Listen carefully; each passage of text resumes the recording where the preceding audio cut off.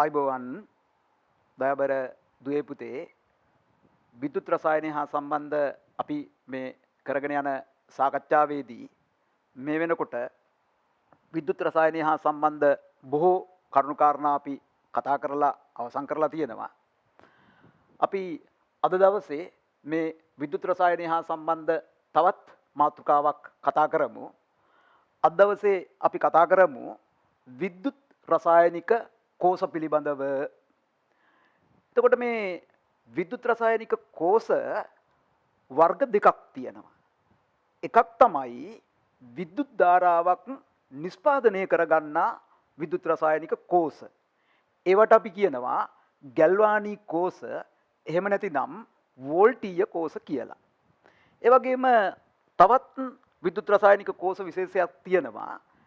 ඒ තමයි විද්‍යුත් විච්ඡේදනයත් එක්ක සම්බන්ධ වන විද්‍යුත් රසායනික කෝෂ. ඒවට අපි කියනවා විද්‍යුත් විච්ඡේද්‍ය කෝෂ කියලා. අපි විද්‍යුත් විච්ඡේද්‍ය කෝෂ පිළිබඳ සාකච්ඡාව දෙවනුව තියලා අපි අද දවසේ විද්‍යුත් රසායනික කෝෂ යටතේ ගැල්වානීය කෝෂ පිළිබඳව පමණක් කතාව ආරම්භ කරමු. හොඳයි. එහෙනම් ඔන්න බලන්නකෝ, මෙතන මම රූප සටහනකින් ඉදිරිපත් කරලා තියෙනවා ගැල්වානීය කෝෂයක්.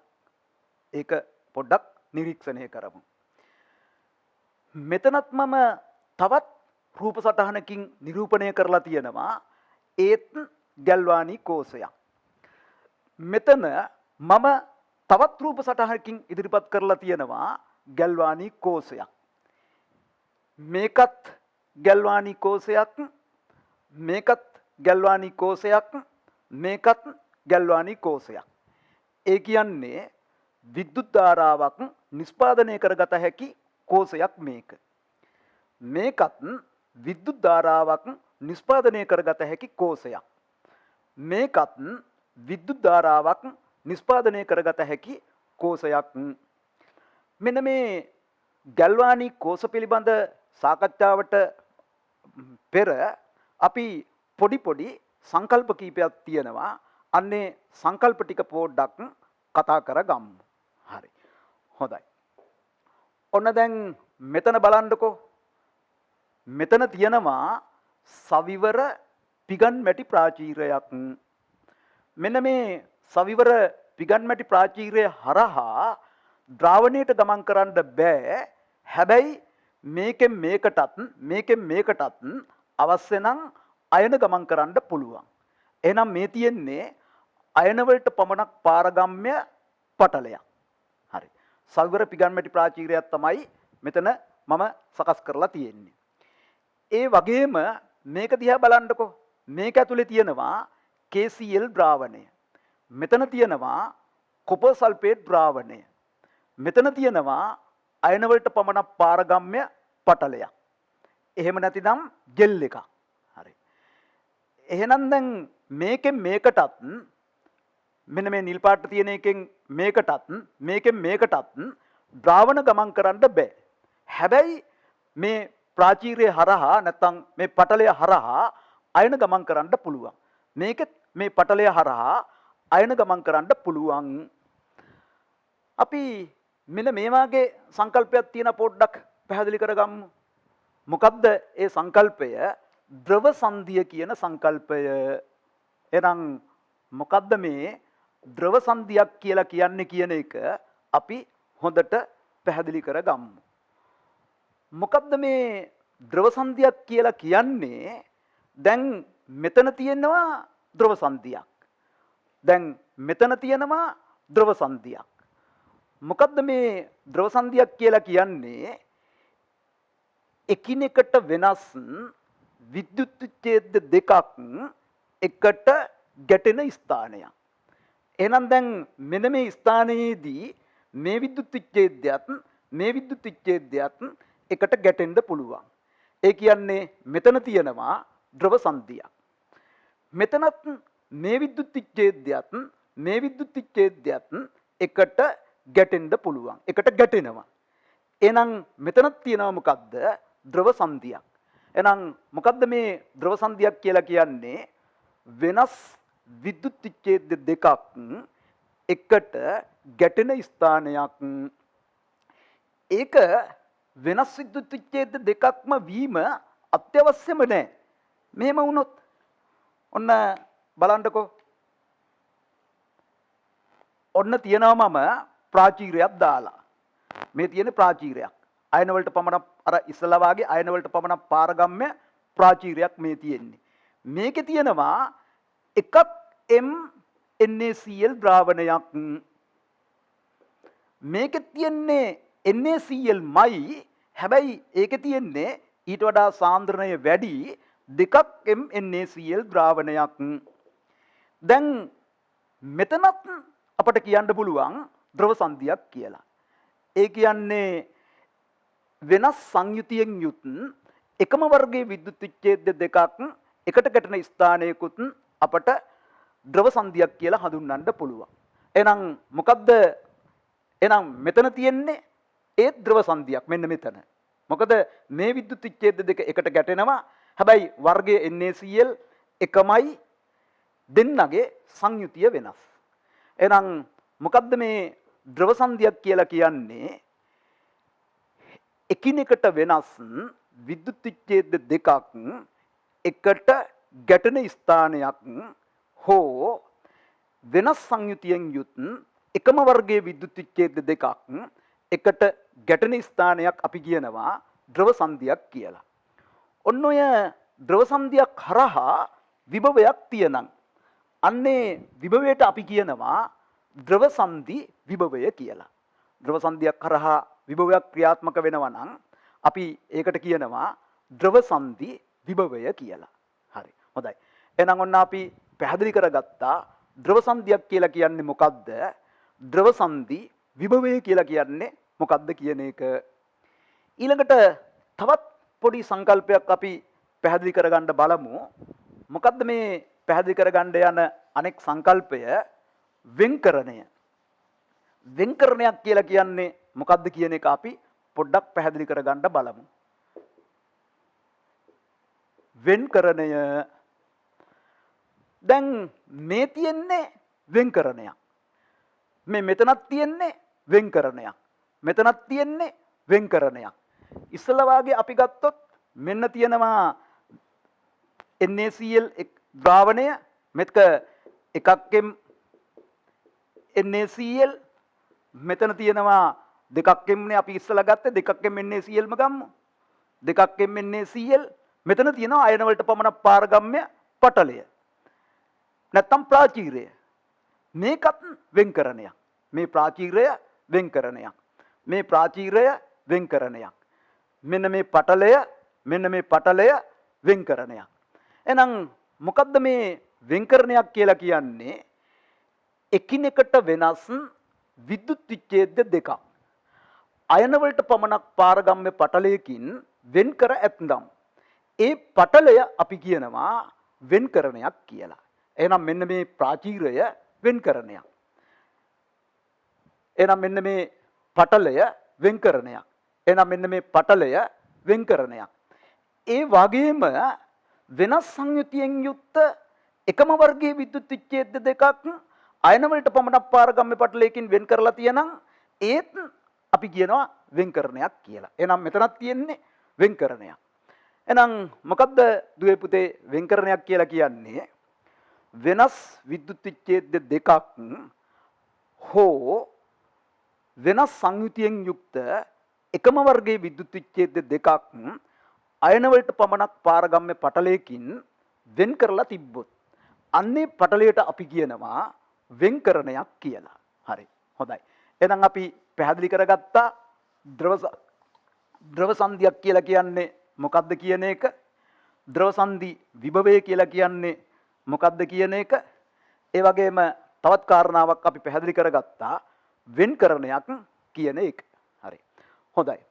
අපි දැන් මේ ඉදිරිපත් කරපු ගැල්වානි කෝෂ වර්ග 3 පිළිබඳව පොඩ්ඩක් සංසන්දනාත්මකව කතා කරලා බලමු. හරි. දැන් මේකේ තියෙනවා විද්‍යුත් විච්ඡේදයක්. මේකේ තියෙනවා විද්‍යුත් විච්ඡේදයක්. ඒ විද්‍යුත් විච්ඡේද දෙක එකිනෙකට වෙනස්. මේකේ තියෙන්නේ සිංක් සල්ෆේට් ජලීය ද්‍රාවණය. මේකේ තියෙන්නේ කොපර් සල්ෆේට් ජලීය ද්‍රාවණය. එහෙනම් මේකේ තියෙනවා එකිනෙකට වෙනස් විද්‍යුත් විච්ඡේද දෙකක්. ඒ දෙක ලවණ සේතුවක් මගින් වෙන් කරලා තියෙනවා. ලවණ සේතුවක් මගින් සම්බන්ධ කරලා තියෙනවා. ඒ දෙක ලවණ සේතුවක් මගින් එකට සම්බන්ධ කරලා තියෙනවා. හරි.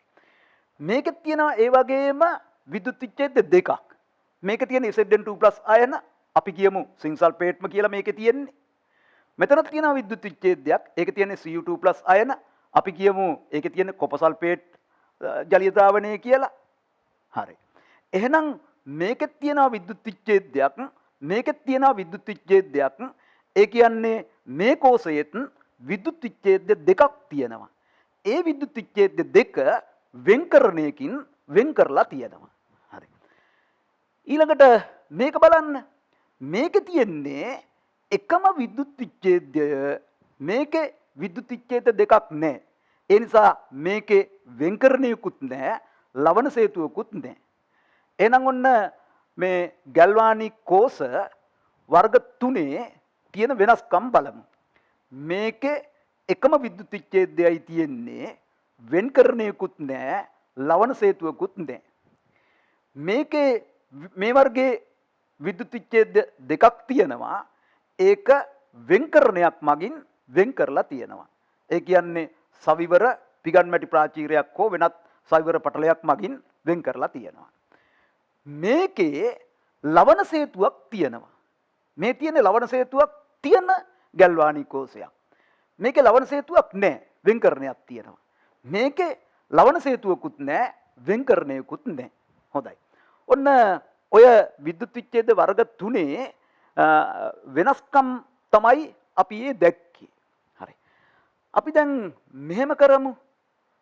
අපි මේක බාහිර පරිපථයක් ඔස්සේ සම්බන්ධ කරමු. වෝල්ට්මීටරයක් හරි වෙනත් මොනවාම උපකරණයක් කරා හරි සම්බන්ධ කරමු. එහෙම සම්බන්ධ කරපුවම මොකක්ද වෙන්නේ?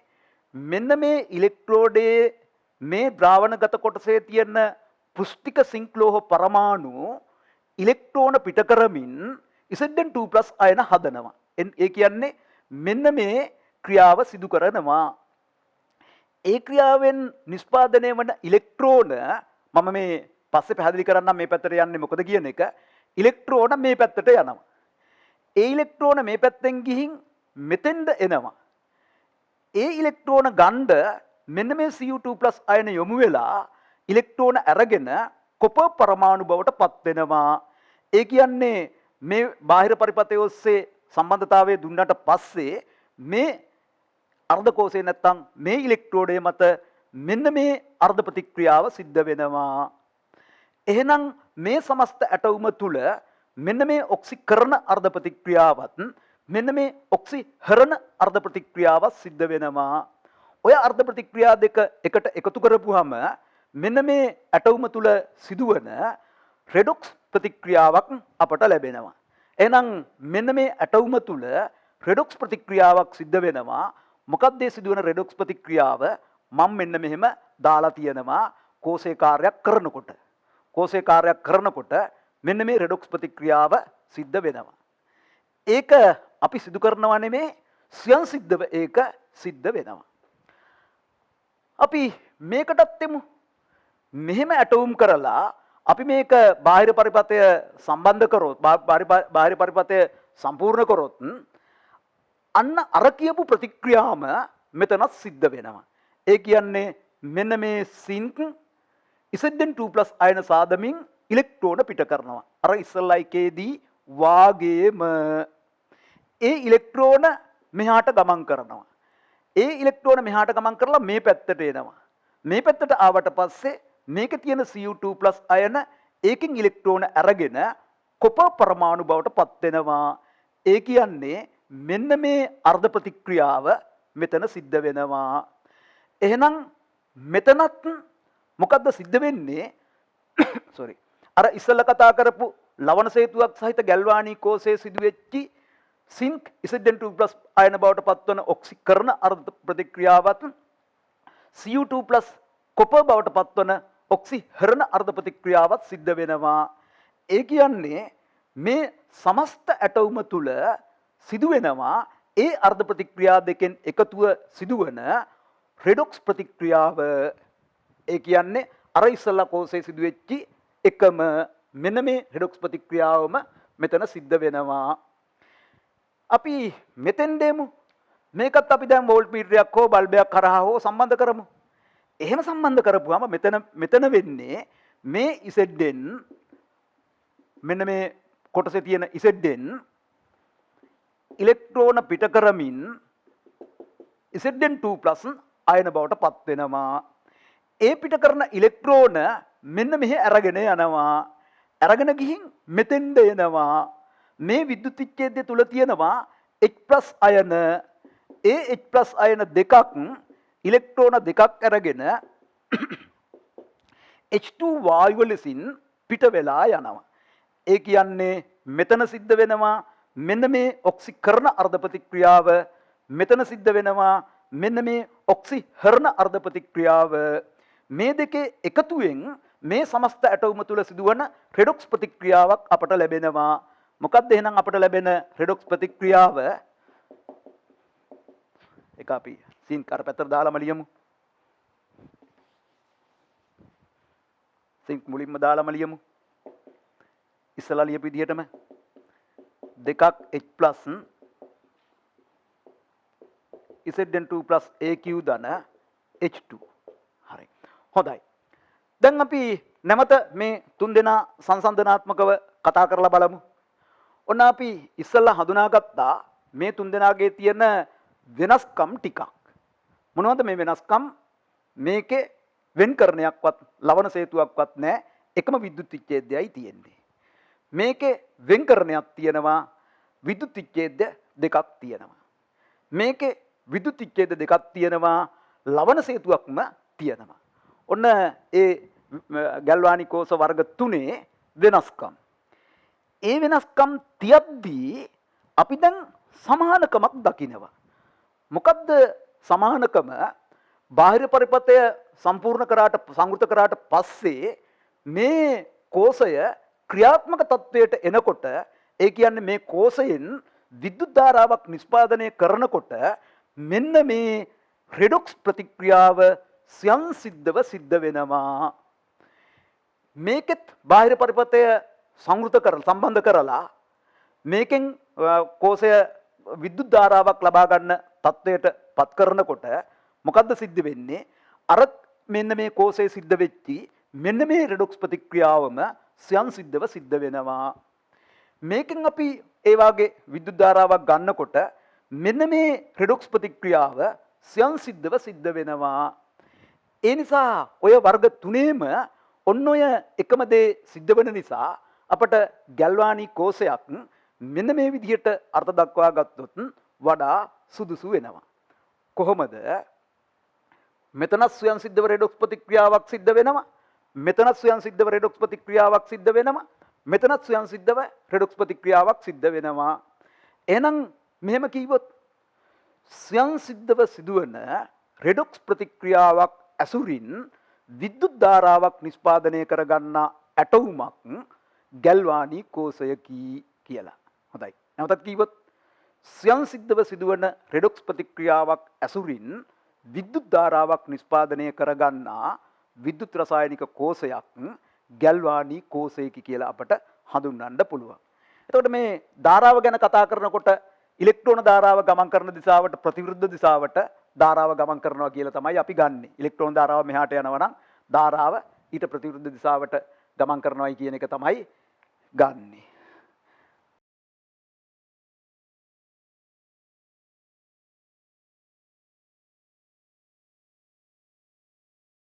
දැන් අපි මින් ඉදිරියට මෙන්න මේ වර්ගයේ ගැල්වානික් කෝෂ පිළිබඳව පමණයි අද දවසේ සාකච්ඡා කරන්නේ. ඒ කියන්නේ ලවණ සේතුවක් සහිත ගැල්වානික් කෝෂ පිළිබඳව පමණයි අපි අද දවසේ සම්පූර්ණයෙන්ම මින් ඉදිරියට සාකච්ඡාව කරගෙන යන්නේ. එහෙනම් අපි බලමු. ඔන්න කෝෂය කාර්යයක් නොකරන අවස්ථාව. ඒ කියන්නේ මේ අග්‍ර දෙක බාහිර පරිපථය ඔස්සේ සම්පූර්ණ කරලා සංවෘත කරලා නැහැ, සම්බන්ධ කරලා නැහැ. හරි.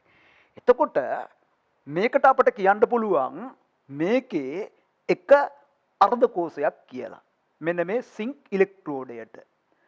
මෙන්න මේ කොප ඉලෙක්ට්‍රෝඩයට කියන්න පුළුවන් අපිට ඒකේ අනෙක් අර්ධකෝෂය කියලා. මේක එහෙනම් මේ සමස්ත කෝෂයේ එක අර්ධකෝෂයක්. මොකක්ද ඒ අර්ධකෝෂය? සිංක් ඉලෙක්ට්‍රෝඩය.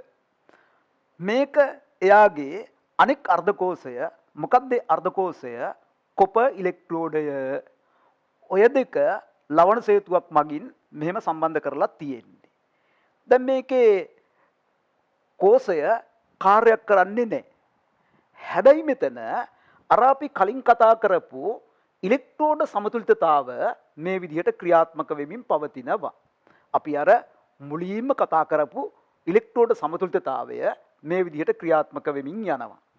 ඒ වගේම මේ අර්ධකෝෂයේත් ඒ කියන්නේ මේ කොප ඉලෙක්ට්‍රෝඩයේත් අපි අර මුලින් කලින් කීවා වාගේම මෙන්න මේ ඉලෙක්ට්‍රෝඩ සමතුලිතතාව ක්‍රියාත්මක වෙමින් පවතිනවා. හරි. හැබැයි අපි මීට පෙර දැනගත්තා මෙන්න මෙහෙම කතාවක්. අපි පොඩි පන්තිවලදීත් ඒ කතාව දැනගෙන තියෙනවා. මොකක්ද? කොප වලට වඩා සිංක් ලෝහය සක්‍රියතාවයෙන් වැඩි කියන එක. ඒ නිසා මේ සමතුලිත පද්ධතිය තියෙනකොට මේ ලෝහ කූර මත ඉලෙක්ට්‍රෝන ඝනත්වය මේ ලෝහ කූර මත ඉලෙක්ට්‍රෝන ඝනත්වයට වඩා ගොඩක් වැඩි. ඒ කියන්නේ මේ පැත්තට සාපේක්ෂව මේ ලෝහ කූර මත ඍණ ආරෝපණය වැඩි. ඒ නිසා මේ ඉලෙක්ට්‍රෝඩය අපට කියන්න පුළුවන් ඍණ ලෙස ද්‍රවණය වෙලා තියෙනවයි කියලා. එහෙනම් ඒ ඉලෙක්ට්‍රෝඩය අපට කියන්න පුළුවන් ඍණ ඉලෙක්ට්‍රෝඩය කියලා. මෙයාට සාපේක්ෂව මේකේ ඍණ ගතිය අඩු නිසා දැනට අපි එහෙම කියමු මේක ධන ඉලෙක්ට්‍රෝඩය වශයෙන් අපට හඳුන්වන්න පුළුවන්. දැන් අපි මෙහෙම බලමු. මේක බාහිර පරිපථය සම්පූර්ණ කරමු අපි. බාහිර පරිපථය සම්පූර්ණ කරපුවාම මෙතන ඉලෙක්ට්‍රෝන ඝනත්වයට වඩා මෙතන ඉලෙක්ට්‍රෝන ඝනත්වය වැඩි නිසා ඉලෙක්ට්‍රෝන පීඩනය තියෙන්නේ සිංක් ඉලෙක්ට්‍රෝඩයේ සිට කොප ඉලෙක්ට්‍රෝඩය දෙසට. ඒ නිසා දැන් මොකද වෙන්නේ? ඉලෙක්ට්‍රෝන ගමන් කරනවා මේ දිශාවට. ඇයි? මෙතන ඉලෙක්ට්‍රෝන ඝනත්වයට වඩා මෙතන ඉලෙක්ට්‍රෝන ඝනත්වය වැඩි නිසා ඉලෙක්ට්‍රෝන ගමන් කරනවා මේ දිශාවට. හරි. එතකොට ධාරාව ඊට ප්‍රතිවිරුද්ධ දිශාවට ගමන් කරනවා. හොඳයි. එතකොට අපි මේ දෙන්නගේ සක්‍රියතාවය මත මෙයාගේ සම්මත ඉලෙක්ට්‍රෝඩ විභවය ගැනත් අපි කතා කරා. මෙයාගේ සම්මත ඉලෙක්ට්‍රෝඩ විභවය කීයක් වුණාද? ඍණ 0.76ක් වෝල්ට් වුණා. මෙයාගේ සම්මත ඉලෙක්ට්‍රෝඩ විභවය කොහොම වුණාද? ධන 0.34ක් වෝල්ට් වුණා. හරි. අපි කිව්වා ඍණ නම් සම්මත ඉලෙක්ට්‍රෝඩ විභවය ඍණ නම් ඒ ලෝහයට ජලීය ද්‍රාවණයේදී කැටායන සෑදීමට ඇති හැකියාව හයිඩ්‍රජන්ට වඩා වැඩි කියලා. ඍණාගේ වැඩි වෙන්න එම හැකියාව තව තවත් වැඩි වෙනවයි කියලා කිව්වා. සම්මත ඉලෙක්ට්‍රෝඩ විභවය ධනාගයක් ගන්නවා නම් එයාට ඒ ලෝහයට ජලීය ද්‍රාවණයේදී කැටායන සෑදීමට ඇති හැකියාව හයිඩ්‍රජන් එම හැකියාවට වඩා අඩුයි කියලා කිව්වා. ධනාගේ වැඩි වෙන්න එම හැකියාව තව තවත් අඩු වෙනවා. එහෙනම් මෙයාගේ කැටායන සෑදීමේ හැකියාව හයිඩ්‍රජන්ට වඩා වැඩි. මෙයාගේ කැටායන සෑදීමේ හැකියාව හයිඩ්‍රජන්ට වඩා අඩුයි. ඒ කියන්නේ මෙයාගේ සක්‍රියතාවයට සාපේක්ෂව ගොඩක් වැඩි. ඒ නිසා මෙතන ඉලෙක්ට්‍රෝන ඝනත්වය වැඩි. මෙතන ඉලෙක්ට්‍රෝන ඝනත්වය අඩුයි. මේ සම්මත ඉලෙක්ට්‍රෝන විභව අගයන් මගින් අවශ්‍ය නම් අපට එහෙම ගන්න පුළුවන්. හරි. හොඳයි. අපි ඉස්සලා කියපු තැනට ආයෙත් යන්. දැන් මෙන්න මේ වැඩේ මේ ඉලෙක්ට්‍රෝන අර පැත්තට අරගෙන යනවනේ දැන්. ඉලෙක්ට්‍රෝන ඝනත්වය මෙතන වැඩි නිසා. හරි. දැන් ඉලෙක්ට්‍රෝන අරගෙන යන නිසා මේක තියෙන Zn2+ අයන වලට මේ සිංකූර මතට යොමු වෙලා ලෝහ පරමාණු බවට පත්වීමේ හැකියාව නැති වෙලා යනවා. ඒ කියන්නේ මෙයා දැන් සිදු කරගන්නේ මෙන්න මේ ඔක්සිකරණ අර්ධ ප්‍රතික්‍රියාව පමණක් වෙනවා. සමතුලිතතාවය නැති වෙලා යනවා. මේ අරගෙන යන ඉලෙක්ට්‍රෝන මේක තියෙන Cu2+ අරගෙන කොපර් පරමාණු බවට පත් වෙනකොට මෙහාට මෙහෙම ඉලෙක්ට්‍රෝන එවන නිසා මෙයාට බැරුව යනවා මේ කොපලෝහ පරමාණු වලට ඉලෙක්ට්‍රෝන පිට කරලා Cu2+ අයන බවට පත් වෙන්න. ඒ කියන්නේ මෙයාට සිද්ධ වෙනවා මෙන්න මේ ඔක්සිහරණ අර්ධ ප්‍රතික්‍රියාව පමණක් සිද්ධ කරන්න. දැන් අපි ඔන්න ඔය ඔක්සිහරණය පදනම් කරගෙන මේ ගල්වානී කෝෂයේ ඇනෝඩය හා කැතෝඩය හඳුනා ගන්න බලමු. හරි. එහෙනම් අපි ඉස්සෙල්ලත් කතා කරා මෙහෙම ස්වයන් සිද්ධව සිදුවන රෙඩොක්ස් ප්‍රතික්‍රියාවක් ඇසුරින් විද්‍යුත් ධාරාවක් නිෂ්පාදනය කරගන්න ඇටවුමක් තමයි ගල්වානී කෝෂයක් කියලා කියන්නේ. හරි. හොඳයි. එතකොට ඒ රෙඩොක්ස් ප්‍රතික්‍රියාවේ ඔක්සිකරණ අර්ධයක් තියෙනවා. ඔක්සිහරණ අර්ධයක් තියෙනවා කියන එක අපි කලින් ඉඳන්ම දන්නවනේ. එහෙනම් ඒ රෙඩොක්ස් ප්‍රතික්‍රියාවේ ඔක්සිකරණ අර්ධය සිදු කරන ඉලෙක්ට්‍රෝඩය අපි කියනවා ඇනෝඩය කියලා. එහෙනම් මේ ගල්වානී කෝෂයේ ඇනෝඩය මොකද්ද? සින්ක් ඉලෙක්ට්‍රෝඩය. ඔක්සිහරණ අර්ධ ප්‍රතික්‍රියාව සිදු කරන ඉලෙක්ට්‍රෝඩයට අපි කියනවා කැතෝඩය කියලා. එහෙනම් මොකද්ද අපේ මේ කෝෂයේ කැතෝඩය? කොපර් ඉලෙක්ට්‍රෝඩය. මෙන්න මේ ඇනෝඩය මතදී සිදුවන ඔක්සිකරණ අර්ධ ප්‍රතික්‍රියාවට අපි කියනවා ඇනෝඩ ප්‍රතික්‍රියාව කියලා. මොකක් කියලා කියනවද? ඇනෝඩ ප්‍රතික්‍රියාව කියලා කියනවා. මේ කැතෝඩය මතදී සිදුවන මෙන්න මේ ඔක්සිහරණ ප්‍රතික්‍රියාවට අපි කියනවා කැතෝඩ ප්‍රතික්‍රියාව කියලා. එහෙනම් අපි ඇනෝඩයත් කැතෝඩයත් ඇනෝඩ ප්‍රතික්‍රියාවත් කැතෝඩ ප්‍රතික්‍රියාවත් සහ ඇනෝඩේ ද්‍රවණයත් කැතෝඩේ ද්‍රවණයත් ගැන නැවත පොඩ්ඩක් කතා කරලා බලමු. හරි. හොඳයි. එහෙනම් බලමු අපි. මොකක්ද එහෙනම් ඇනෝඩ ප්‍රතික්‍රියාව කියලා කියන්නේ? කෝෂය කාර්යයක් කරන විටදී ඒ කියන්නේ කෝෂය මගින් විද්‍යුත් ධාරාවක් ලබා ගන්නා විටදී ඔක්සිකරණ අර්ධ ප්‍රතික්‍රියාව සිදුවන ඉලෙක්ට්‍රෝඩය ඇනෝඩයයි. එම ඔක්සිකරණ අර්ධ ප්‍රතික්‍රියාව ඇනෝඩ ප්‍රතික්‍රියාවයි. ඊළඟ එක.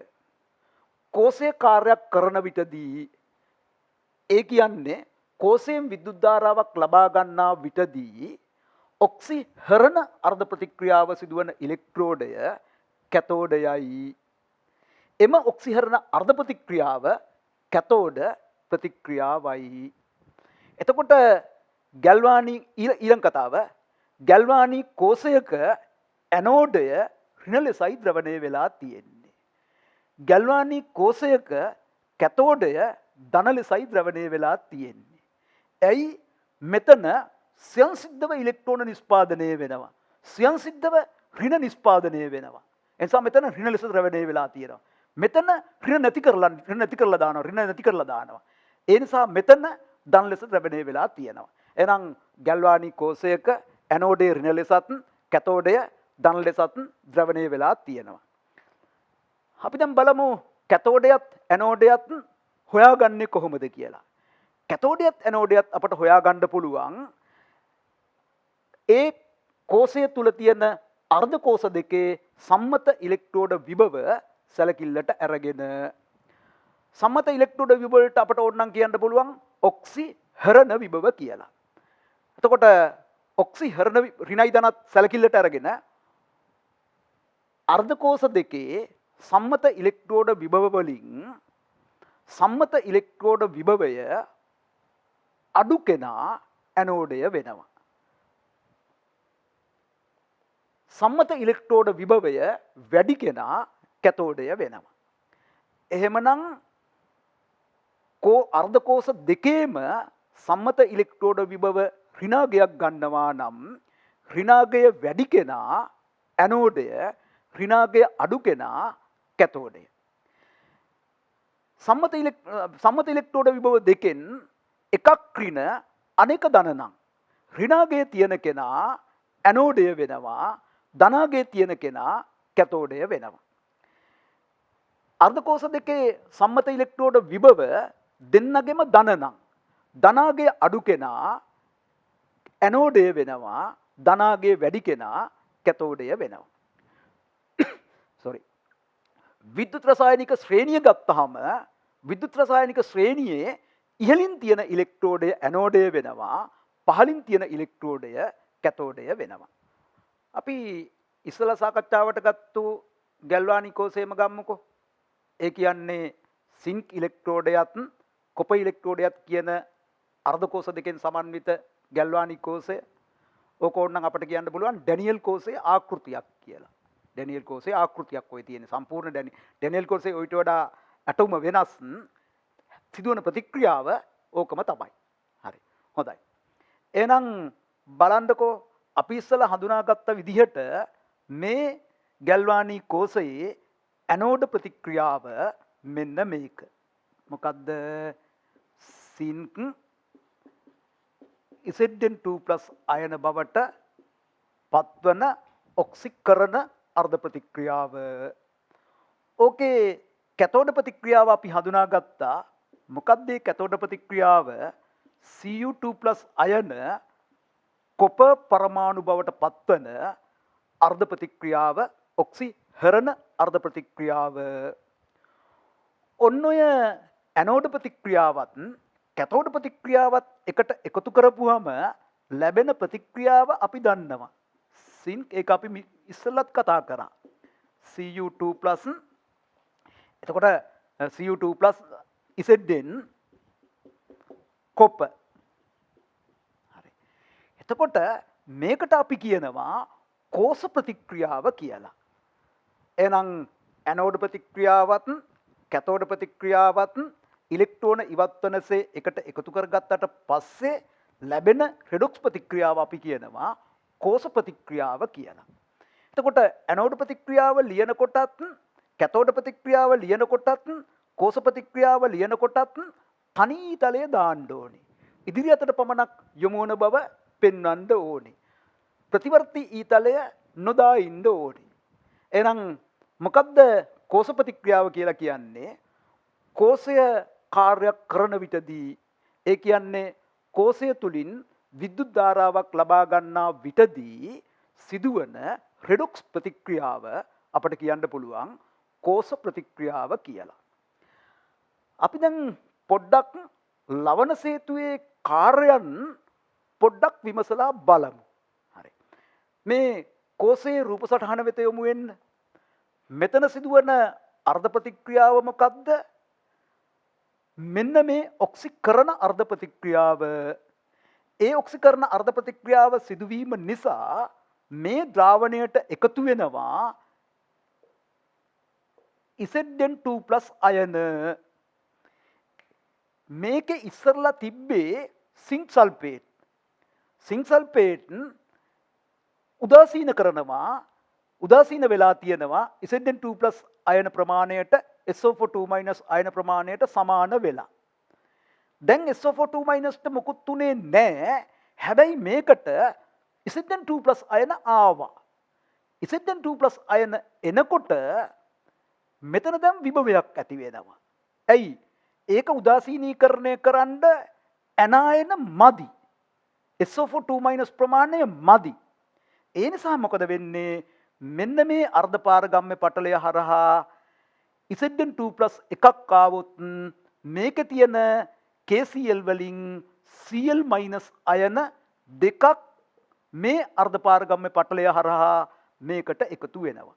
දැන් මොකද වෙන්නේ? මෙතන මේ ද්‍රාවණයේ උදාසීනත්වය ඇති වෙනවා. ද්‍රව සංදි විභවය නැති වෙලා යනවා. මේ ද්‍රාවණය මේ ලවණ සේතුවත් එක්ක විද්‍යුත් සම්බන්ධතාවය ඇති කරනවා. දැන් මෙන්න මේ ඉලෙක්ට්‍රෝන මෙහෙන් එනවා. අවදින් මොකද වෙන්නේ? මේකෙන් Cu2+ අයන ගන්නවා. මෙතන තිබ්බේ මොකද්ද? Copper sulphate ද්‍රාවණය. Cu2+ අයනවල ධන ආරෝපණය උදාසීන වීමට ප්‍රමාණවත් වනසේ SO4 අයන මෙතන තිබ්බා. දැන් මේකට Cu2+ අයන මෙහෙම යනකොට මෙතන තියෙන SO2- ප්‍රමාණය වැඩි වෙනවා. ඒ නිසා මෙතන දැන් විභවයක් හට ගන්නවා. ඒ විභවය නැති කරන්න මොකද වෙන්නේ? මේකෙන් එනවා Cu2+ එකක් මෙහාට ගියොත් SO4 එකක් වැඩිපුර ඉතිරි වෙන නිසා ඒක උදාසීනීකරණය කරන්න K+2 එනවා. ඔන්න ලවණ සේතුවේ කාර්යය. මේකට යනවා Cl- අයන. මේකට යනවා K+ අයන. එතකොට මොකද වෙන්නේ? ද්‍රාවණ අතර විද්‍යුත් සම්බන්ධතාවය පවත්වාගෙන යනවා.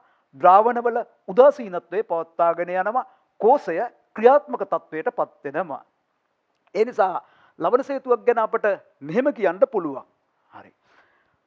ද්‍රාවණවල උදාසීනත්වය පවත්වා ගනිමින් එනම් ද්‍රවසන්ධි විභවය නැති කරමින් ද්‍රාවණ අතර විද්‍යුත් සම්බන්ධය ඇති කරමින් කෝෂය ක්‍රියාකාරී තත්වයට පත් කරවන්නක් ලවණ සේතුවක් විදිහට අපට හඳුන්වන්න පුළුවන්. ඔය ලවණ සේතුව තුල තියෙන්නේ අයනික සංයෝගයක්. ඒක මේකේ ජලීය ද්‍රාවණයක් තිබිලා මෙතන අර්ධභාරගම්මේ පටල තියෙන්න පුළුවන්. එහෙම නැතිනම් මේ KCl ඒකත් එක්ක මිශ්‍ර කරලා ජෙල් එකක් විදිහට මේක ඇතුලේ තියෙන්නත් පුළුවන්. එතකොට මේ අර්ධභාරගම්මේ පටලය ඕනේ නැහැ. හරි. මේකේ තියෙන්නේ මෙන්න මේ අයනික සංයෝගයක් තියෙන්නේ. අයනික සංයෝගයේ තියෙනවනේ කැටායනයක්. අයනික සංයෝගයේ තියෙනවනේ ඇනායන විශේෂයක්. ඔන්න ඔය කැටායන විශේෂයේත් ඇනායන විශේෂයේත් අයන සංචරණ වේග ඉතා ආසන්න වශයෙන්වත් සමාන දෙන්නෙක් ඉන්න අයනික සංයෝගයක් තමයි දාලා තියෙන්නේ. අපි අර මුලම වීඩියෝ එකේ අයන සංචරණවල වේග දාලා ඇති. එතනදී ඒ වගුව නැවත පොඩ්ඩක් දුවලා පුතාලා බලන්න K+ වලත් Cl- වලත් අයන සංචරණ වේග ඉතා ආසන්න වශයෙන් එකිනෙක සමානයි. ඒ නිසා තමයි KCl දාලා තියෙන්නේ. KNO3 දාන්න පුළුවන්. අපට කැමැති අයනික සංයෝගයක් දාන්න බෑ. එහෙම දැම්මොත් මේක කෝෂයෙන් ලැබෙන කෝෂේ කාර්යක්ෂමතාවය අඩු වෙනවා. අපි දාන්න ඕනේ කැටායනයේත් ඇනායනයේත් අයන සංචරණ වේග ඉතා ආසන්න වශයෙන්වත් සමාන එකක් දාන්න ඕනේ. ඊළඟට අපි බලමු මේ ගැල්වානි කෝෂයක විද්‍යුත්ගාමක බලය කියන්නේ මොකක්ද කියන එක. මොකක්ද මේ විද්‍යුත්ගාමක බලය කියලා කියන්නේ? මේ ඍණාග්‍රයත් මේ ධනාග්‍රයත් අතර තියෙන විභව වෙනස. අපි ඒකට කියනවා විද්‍යුත්ගාමක බලය කියලා. හැබැයි කෝෂයේ කාර්යයක් නොකරන විටදී, ඒ කියන්නේ කෝෂයෙන් විද්‍යුත් ධාරාවක් ලබා නොගන්නා විටදී ඒකට ඕනනම් කියන්න පුළුවන් කෝෂ විභවය කියලා. ඉලෙක්ට්‍රෝඩ සම්මත තත්ත්වයේ තියෙනම් අපට මේක E සෙල් කියලා කියන්න පුළුවන්. හරි. මේ විදිහට දාන්නේ ඉලෙක්ට්‍රෝඩ සම්මතත්වයේ තියෙනම්. හරි. හොඳයි. එහෙනම් මොකද්ද මේ විද්‍යුත්ගාමක බලය කියලා කියන්නේ? කෝෂයේ කාර්යයක් නොකරන විටදී ඒ කියන්නේ කෝෂය හරහා ධාරාවක් ගලා නොයන විටදී අග්‍ර දෙක අතර විභව වෙනස. නැවත කිව්වොත් කෝෂයේ කාර්යයක් නොකරන විටදී ඒ කියන්නේ කෝෂය හරහා ධාරාවක් ලබා නොගන්නා විටදී අග්‍ර දෙක අතර විභව වෙනස. අපි කියනවා කෝෂයේ විද්‍යුත්ගාමක බලය. ඒක කෙටියෙන් EMF කියලා දාන්නත් පුළුවන්. ඉලෙක්ට්‍රොමෝටිව් ෆෝස් කියලා. එහෙම දාන්නත් පුළුවන්. එතකොට මේ විද්‍යුත්ගාමක බලය E සෙල් සමානයි. ඔක අපට ගණනය කරගන්න පුළුවන්. මේ දෙන්න අතර වෙනසනේ අපි ගන්නෙ. මෙතන තියෙන්නේ සම්මත ඉලෙක්ට්‍රෝඩ විභවයේ වැඩි එකනේ. ඒ කියන්නේ කැතෝඩේ සම්මත ඉලෙක්ට්‍රෝඩ විභවයේ වැඩි එකනේ. ඇනෝඩේ සම්මත ඉලෙක්ට්‍රෝඩ විභවය අඩු එකනේ. වැඩි එකකින් අඩු එක අඩු කරපුවාමනේ වෙනස එන්නේ. ඒ නිසා අපට මේ කෝෂයේ විද්‍යුත්ගාමක බලය ලබා ගන්න පුළුවන් කැතෝඩයේ සම්මත ඉලෙක්ට්‍රෝඩ විභවයෙන්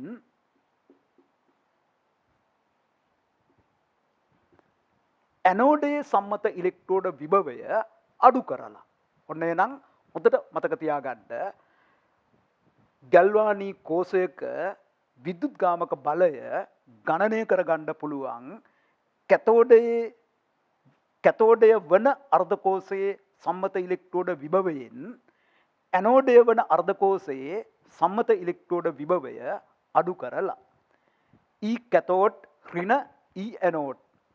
අපි දැන් මේ කතා කරගෙන යන උදාහරණ කෝෂයේ විදුද්ගාමක බලය එහෙමනම් ගණනය කරලා බලමු. කැතෝඩය කියලා කීවේ කොප ඉලෙක්ට්‍රෝඩය. කොප ඉලෙක්ට්‍රෝඩයේ සම්මත ඉලෙක්ට්‍රෝඩ විභවය ධන 0.34 වෝල්ට්. ඍණ ඇනෝඩය මොකද්ද? සින්ක් ඉලෙක්ට්‍රෝඩය. සින්ක් ඉලෙක්ට්‍රෝඩයේ සම්මත ඉලෙක්ට්‍රෝඩ විභවය කීයද? ඍණ 0.76 වෝල්ට්. එතකොට අපට එනවා මේ දෙක එකට එකතු වුණාම 1.1 වෝල්ට්. එහෙනම් මෙන්න මේ ඩැනියල් කෝෂයේ ඒ කියන්නේ අපි මේ උදාහරණ ලෙස ගන්න කෝෂයේ විදුද්ගාමක බලය 1.1 වෝල්ට් වෙනවා.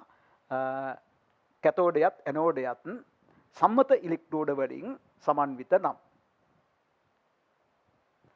අපි ඊළඟට බලමු IUPAC ක්‍රමයට කෝෂ සටහනක් ලියන්නේ කොහොමද? කෝෂයක් අංකණය කරලා පෙන්වන්නේ කොහොමද කියලා බලමු අපි. එතනදී අපි ලවණ සේතුව නිරූපණය කරනවා ඔන්න ඔය වාගේ සමාන්තර සිරස් ඉරි දෙකකින්. ඒකෙන් වම් පැත්තේ ඔක්සිකරණ අර්ධ කෝෂය, ඒ කියන්නේ ඔක්සිකරණ අර්ධ ප්‍රතික්‍රියාව සිදුවන අර්ධ කෝෂය ලියනවා. දකුණු පැත්තේ ලියනවා ඔක්සිහරණ අර්ධ ප්‍රතික්‍රියාව සිදුවන අර්ධ කෝෂය. හරි. එහෙම ලියනකොට මේ තියෙන ලවණ සේතුවනේ. ලවණ සේතුවේ එකක් මෙන්න මේ ඉරෙන් කියන්නේ මේ එකක්. මේක මෙන්න මේ ඉරෙන් කියන්නේ මෙන්න මේ වෙන්කරණය. මේ වෙන්කරණය මේ ඉරෙන්, මේ වෙන්කරණය මේ දෙවෙනි ඉරෙන්. හරි. මේක දෙපැත්තේ තමයි ද්‍රාවණ තියෙන්නේ. ඒ නිසා මේ ලවණ සේතුව දෙපැත්තේ ද්‍රාවණ තියෙන විදිහට ලියන්න ඕනේ. අපි එහෙනම් අපේ මේ උදාහරණ කෝෂයේ කෝෂ සටහන IUPAC ක්‍රමයට ලියමු. ඔන්න බලමු අපි. ඔන්න තියෙනවා ලවණ සේතුව. ලවණ සේතුවේ මේ පැත්තේ ලියන්නේ ඔක්සිකරණ අර්ධ ප්‍රතික්‍රියාව සිදුවන අර්ධ කෝෂය මෙතන ද්‍රාවණය තියෙන විදිහට. එතකොට ඔක්සිකරණය වෙන්නේ මොකේද? සින්ක් වල. ඒ නිසා අපි ලියනවා මෙහෙම සින්ක්. ඇල ඉරක් දානවනේ. ඇයි කලාප වෙන්වීම. මෙතන තියෙනවා Zn2+. ඔක්සිකරණය වෙන විදිහට තමයි ලියවෙන්නේ. AQ කමාවක් එකක් මවුල ඝන ඩෙසිමීටරයට. ඒ කියන්නේ සම්මත එක ලියනකොට. මේ පැත්තේ ලියන්නේ ඔක්සිහරණය වෙන විදිහට. කොහොම හරි මේ ලවණ සේතුව දෙපැත්තේ ද්‍රාවණ දෙක තියෙන විදිහට තමයි ලියන්නේ. Cu2+AQ කමාව එකක් මවුල ඝන ඩෙසිමීටරයට ඇල ඉරක් Cu. හරි. ඔන්න IUPAC ක්‍රමයට මේ කෝෂයේ කෝෂ සටහන ලියලා තියෙනවා. කෝෂය අංකණය කරලා තියෙනවා. හරි. හොඳයි. පැහැදිලි. එතකොට ලවණ සේතුවක් නැතුව වෙන්කරණයක් පමණක් තියනම් මේ ඉරි දෙකෙන් එකයි ගහන්න ඕනේ. ඒකත් කඩ ඉරි වලින් තමයි දාන්නේ. මේ කඩ ඉරකින් දැම්මනම් මේ සමාන්තර සිරස් ඉරි දෙක වෙනුවට කඩ ඉරක් නම් දාලා තියෙන්නේ. එතන ලවණ සේතුවක් නැහැ. එතන තියෙන්නේ මොකද්ද? වෙන්කරණයක් විතරයි. හරි. දැන් මේක අඳිනකොට මේ කෝසටහන ලියනකොට අපිට මෙන්න මෙහෙමත් ක්‍රමයක් ගැන කියන්න පුළුවන්. ඔන්න මේ මෙතනින් වම් පැත්තේ ඔක්සිකරණ අර්ධය එන විදිහට කෝෂය ඇඳගත්තට පස්සේ මෙන්න මෙතනින් පටන් ගන්නවා. ඔන්න එනවා මොකද්ද? සින්ක්. මේ තියෙනවා සින්ක්. ඔන්න එනවා මේ ද්‍රාවණයට පැන්නා. මෙන්න Zn2+ අයන. ඔන්න එනවා මෙතෙන්ද. මේ අර ලවණ සේතුවේ එක පැත්තක්. ලවණ සේතුවෙන් එනවා මෙන්න එනවා ලවණ සේතුවේ අනිත් එක. ඊළඟට මෙන්න එනවා ද්‍රාවණයට පැන්න. මේ ද්‍රාවණය Cu2+. ඔන්න ගියා කොපවලට. ඔන්න ඔහොම. මෙතනින් පටන්ගෙන ඕම එන විදිහට අපට සලකන්නත් පුළුවන්. හරි. බලන්නකෝ ආයතරයක්. අර රතු ඉරේ එන විදිහ බලන්නකෝ. ඔන්න පටන් ගන්නවා සින්ක් වලින්. ඊළඟ රතු ඉරේ එනවා Zn2+ වලට. ඊළඟට එනවා ලවණ සේතුවේ පළවෙනි පැත්තට. ඊළඟට එනවා ලවණ සේතුවේ දෙවෙනි වෙන්කරණයට. ඊළඟට එනවා Cu2+ වලට. කොප වලින් අවසන් වෙනවා. ඔන්න ඔය විදිහට IUPAC ක්‍රමයට අපි කෝෂ සටහන ලිව්වට පස්සේ කෝෂයේ විදුත්ගාමක බලය මෙන්න මේ සමීකරණයනුත් අපට එනවා. හරි. ERHS ඍණ ELHS.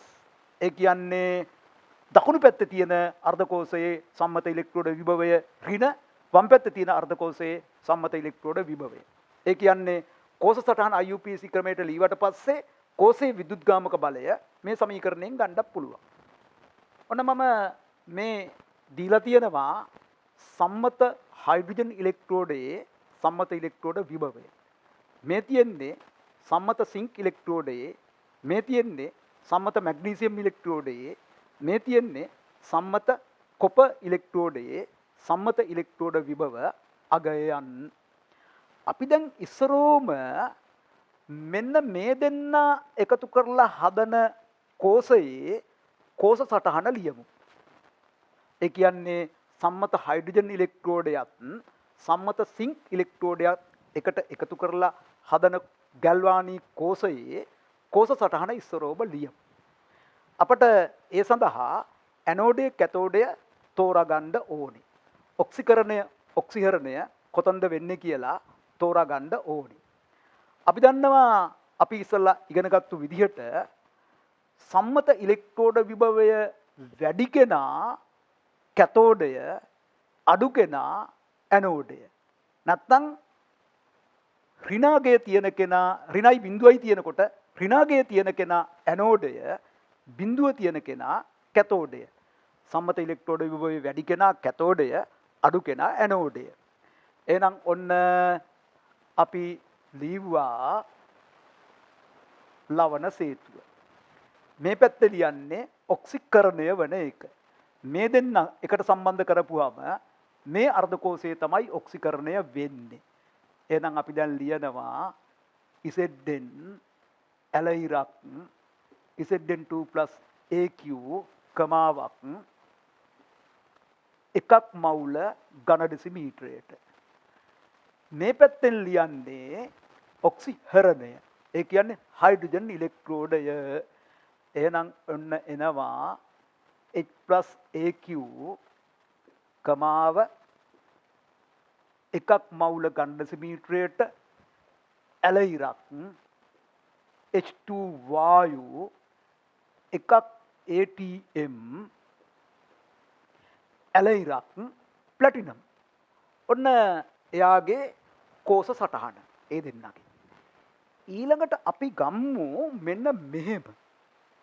මේ හයිඩ්‍රජන් එකත් මේ සම්මත හයිඩ්‍රජන් එකත් යටින්ම තියෙන කොප එකත් එක්ක එකට එකතු කරලා මෙන්න මේක. ඕකේ කෝෂ සටහන අපි ලියමු. ඕකේ කෝෂ සටහන ලියනකොට ඔන්න දැන් අපි අර විදිහටම මෙන්න මේ ලවණ සේතුව ලීවා. දැන් මෙයා බිඳුවයි මෙයා ධන. මෙයාගේ අගය වැඩි, මෙයාගේ අගය අඩුයි. එහෙනම් මෙයා කැතෝඩය, මෙයා ඇනෝඩය. මෙතන තමයි ඔක්සිකරණය වෙන්නේ, මෙතන තමයි ඔක්සිහරණය වෙන්නේ. එහෙනම් මේ පැත්ත ලියන්නේ සම්මත හයිඩ්‍රජන් ඉලෙක්ට්‍රෝඩය. එතන ඔක්සිකරණය වෙන නිසා. මේ පැත්ත ලියන්නේ සම්මත කොප ඉලෙක්ට්‍රෝඩය. මේ දෙපැත්තේ ද්‍රාවණ දෙක තියෙන විදිහට. ඒ නිසා මෙතනින් අපට පටන් ගන්න වෙන්නේ ප්ලැටිනම් වලින්.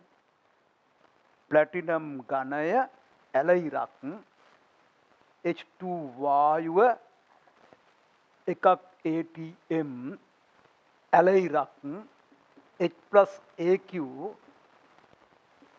එකක් මවුල ඝන දෙසිමීටරයට. මෙතන Cu2+AQ එකක් මවුල ඝන දෙසිමීටරයට ඇලයිරක් කොප. ඔන්න සම්මත හයිඩ්‍රජන් ඉලෙක්ට්‍රෝඩය සහ සම්මත කොප ඉලෙක්ට්‍රෝඩයෙන් හැදුණු ගැල්වානී කෝෂයේ කෝෂ සටහන. භෞතික අවස්ථා දැමීම අනිවාර්යයි. ඊළඟට අපි ගම්මු මෙන්න මේ දෙන්නගෙන්. ඒ කියන්නේ සිංක් සහ මැග්නීසියම්. ඔන්න ඔය දෙන්නගෙන් ගම්මු. හරි. ඔන්න ලවණ සේතුව දැම්මා. මේ පැත්තේ ඔක්සිකරණය, මේ පැත්තේ ඔක්සිහරණය. අපි දැන් සම්මත ඉලෙක්ට්‍රෝඩ යුබෝ අගයන්ගෙන් ඔක්සිකරණය ඔක්සිහරණය හඳුනා ගන්න ඕනේ. මෙයාගේ ඍණ, මෙයාගේ ඍණ. මෙයාගේ ඍණාගය වැඩි. ඒ කියන්නේ ඉලෙක්ට්‍රෝඩ යුබෝය අඩුයි. අඩු කෙනා ඇනෝඩය ඔක්සිකරණය. වැඩි කෙනා කැතෝඩය ඔක්සිහරණය. එහෙනම් මෙයාගේ තමයි ඔක්සිකරණය වෙන්නේ, මෙයාගේ තමයි ඔක්සිහරණය වෙන්නේ. එහෙනම් මේ පැත්තේ ලියන්න ඕනේ මොකද්ද? මැග්නීසියම් ඉලෙක්ට්‍රෝඩය. මෙන්න ලීවා මැග්නීසියම් ඝනය ඇලයිරක් Mg2+AQ එකක් මවුල ඝන දෙසිමීටරයට. මෙන්න Cu2+AQ තමයි මෙතෙන්ට දාන්නේ. අර අපි ඉස්සෙල්ලා කතා කරගත්තු විදිහට. මේ ලවණ සේතුව දෙපැත්තේ ද්‍රාවණ තියෙන්න. AQ එකක් මවුල ඝන දෙසිමීටරයට ඇලයිරක් කොප. එහෙනම් මේ තියෙන්නේ මොකද්ද? සම්මත මැග්නීසියම් ඉලෙක්ට්‍රෝඩය හා සම්මත කොප ඉලෙක්ට්‍රෝඩය එකතුවෙන් සෑදුණු ගැල්වානී කෝෂයේ කෝෂ සටහන. අපි බලමු ගැල්වානී කෝෂයක විද්‍යුත්ගාමක බලය කෙරෙහි බලපාන සාධක. එතකොට ඉලෙක්ට්‍රෝඩ දෙක සම්මත නම් විද්‍යුත්ගාමක බලය නියත අගයක්. ඒ සම්මත තත්ත්වයෙන් බැහැර වෙලා තමයි මේ කතා කරන්නේ. හොඳයි. අපි අර උදාහරණ වශයෙන් දිගටම කතා කරගෙන ආපු ඩැනියල් කෝෂයේ කෝෂ ප්‍රතික්‍රියාවම ගම්මු. මෙන්න එතන සිදුවන කෝෂ ප්‍රතික්‍රියාව. කෝෂ ප්‍රතික්‍රියාවක් අනිවාර්යයෙන්ම ගැල්වානී කෝෂයක කෝෂ ප්‍රතික්‍රියාව ස්වයං සිද්ධයි. ඒ කියන්නේ ඩෙල්ටා H ඍණාගයක් ගන්නවා. ඩෙල්ටා G ඍණාගයක් ගන්නවා. ඒ වගේම ඕනෑම ගැල්වානී කෝෂයක කෝෂ ප්‍රතික්‍රියාවේ එන්තල්පි විපර්යාසයත් ඍණාගයක් ගන්නවා. එතකොට ගැල්වානී කෝෂයේ විද්‍යුත්ගාමක බලය තීරණය කරන්නේ කෝෂ ප්‍රතික්‍රියාව දකුණට යොමු වීමේ හැකියාව. කෝෂ ප්‍රතික්‍රියාව දකුණට යොමු වීමේ හැකියාව වැඩි කරන සියලු සාධක කෝෂයේ විද්‍යුත්ගාමක බලය වැඩි කරනවා. එහෙනම් ඔන්න කතාව ඒක අපට චාලක රසායනයෙන් මොනවද කියලා හඳුනා ගන්න පුළුවන්. ඒ දීලා තියෙන උදාහරණයට අනුව කෝෂ ප්‍රතික්‍රියාව දකුණට යොමු කරන සියලු සාධක කෝෂයේ විද්‍යුත්ගාමක බලය වැඩි කරලා දානවා. එහෙනම් මේක ඩෙල්ටා H ඍණ තාපදායක නිසා අඩු උෂ්ණත්වයේ සාමාන්‍යයෙන් විද්‍යුත්ගාමක බලය වැඩි කිරීමක් කරනවා. හැබැයි ඒ වුණාට චාලක රසායනය හා සම්බන්ධ කතාව ඔයාලා දන්නවා. හරි. මේකේ නම් Cu2+ අයන සාන්ද්‍රණය වැඩි කරොත් කෝෂ ප්‍රතික්‍රියාව දකුණට යොමු වීම වැඩි වෙනවා, විද්‍යුත්ගාමක බලය වැඩි වෙනවා. Zn2+ අයන සාන්ද්‍රණය අඩු කරොත් කෝෂ ප්‍රතික්‍රියාව දකුණට යොමු වෙනවා, විද්‍යුත්ගාමක බලය වැඩි වෙනවා.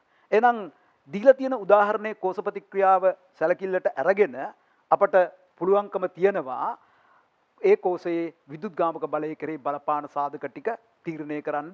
අනිවාර්ය එක සාධකයක් තමයි උෂ්ණත්වය. හරි. හොඳයි. මෙන්න මේ ප්‍රශ්නය පොඩ්ඩක් දුවේ පුතේ ලියා ගන්නකෝ.